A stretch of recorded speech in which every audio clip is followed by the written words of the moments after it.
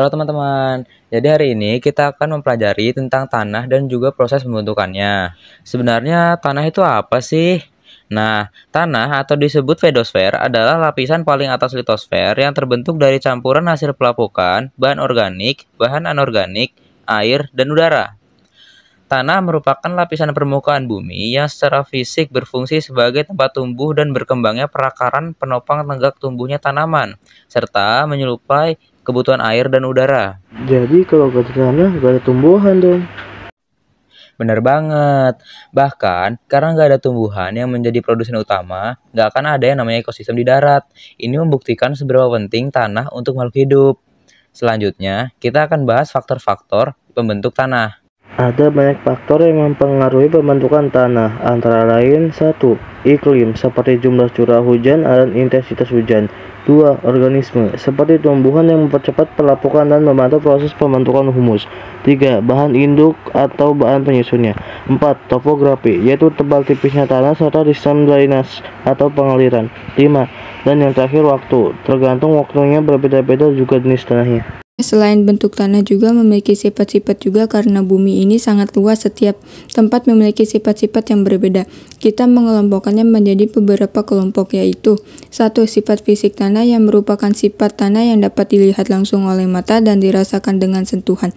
Sifat fisik tanah meliputi warna tanah, tekstur tanah, struktur tanah, konsistensi tanah, bobot isi, bobot jenis, kedalaman efektif, drainase, permeabilitas tanah, kembang kerut tanah, dan porositas tanah. 2. Sifat kimia tanah merupakan sifat tanah yang baru diketahui setelah dilakukan pengujian, yang meliputi kandungan bahan organik, unsur hara tanah, keasaman tanah, serta unsur kimia lain.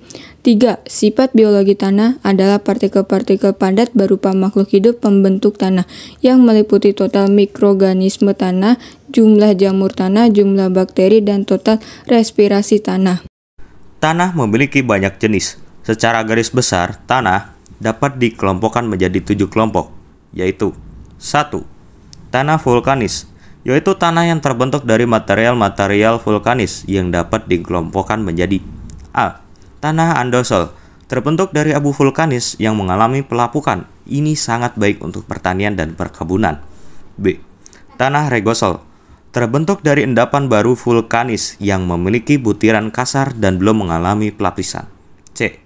Tanah aluvial, terbentuk dari material erosi yang terendapkan di daerah dataran rendah dan bagus untuk pertanian. Yang kedua, tanah organosol, yaitu tanah yang berasal dari bahan induk organik, dapat dikelompokkan menjadi A. Tanah humus, terbentuk dari pembusukan bahan-bahan organik. Tanah ini sangat subur untuk pertanian. B. Tanah gambut, berbentuk dari hasil pembusukan tumbuhan atau bahan organik di daerah yang selalu tergenang air. Tanah ini kurang subur. 3. Tanah litosol, terbentuk dari pelapukan batuan yang dangkal, yaitu di bawah 30 cm. Tanah ini hanya dapat ditumbuhi alang-alang. Yang keempat, tanah potsol, terbentuk di daerah bersuhu rendah dan curah hujan tinggi. Jenis ini kurang subur. Yang kelima, tanah laterit, terbentuk dari tanah yang tercuci air hujan, sehingga unsur hara telah hilang meresap dan mengalir ke dalam tanah. Selanjutnya, 6. Tanah mergel, terbentuk dari hasil campuran pelarut kapur, pasir, dan tanah liat karena peristiwa air hujan. Tanah ini tidak subur. 7. Tanah terra rosa, atau tanah kapur, berasal dari pengendapan organisme laut yang terangkat oleh proses geologi. Dapat dikelompokkan menjadi A. Tanah rengina, terbentuk dari pelapukan batu kapur di daerah bercurah hujan tinggi. B. Tanah mediteran, terbentuk dari hasil pelapukan batuan kapur keras dan batuan sedimen lainnya. Tanah ini juga tidak subur.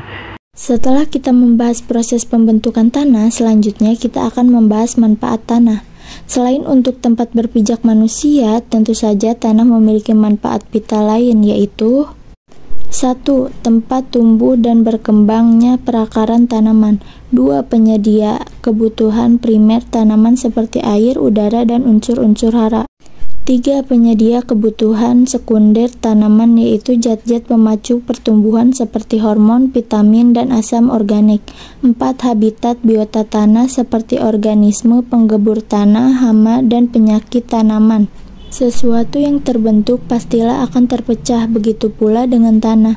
Tanah juga dapat rusak akibat satu dan lain hal, tetapi ada dua faktor utama perusak tanah, yaitu satu, faktor alam yang meliputi erosi tanah longsor dan pencucian tanah.